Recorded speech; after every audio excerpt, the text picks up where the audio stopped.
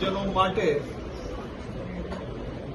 Vishwamitri river revival અને redevelopment project માટેની પરવાનગી માંગવામાં આવી.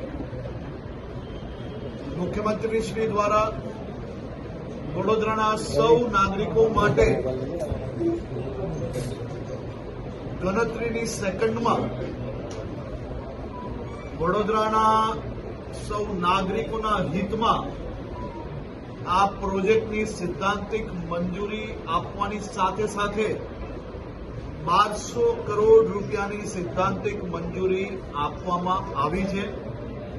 આ પ્રોજેક્ટ એ ઐતિહાસિક પ્રોજેક્ટ છે અને આ પ્રોજેક્ટ થકી વિશ્વામિત્રીની કેરિંગ કેપેસિટીથી લઈને વડોદરા શહેર માટેનું બીજા પ્લાનિંગો વિશ્વામિત્રી રિવર જોડે જોડે ડેમના પાણી જોડે જોડે બધા જ પાણી જોડે જોડાયેલા વિષયોને આ પ્રોજેક્ટમાં સમાવેશ કરવાનો મુખ્યમંત્રી શ્રીએ સૂચના આપી છે.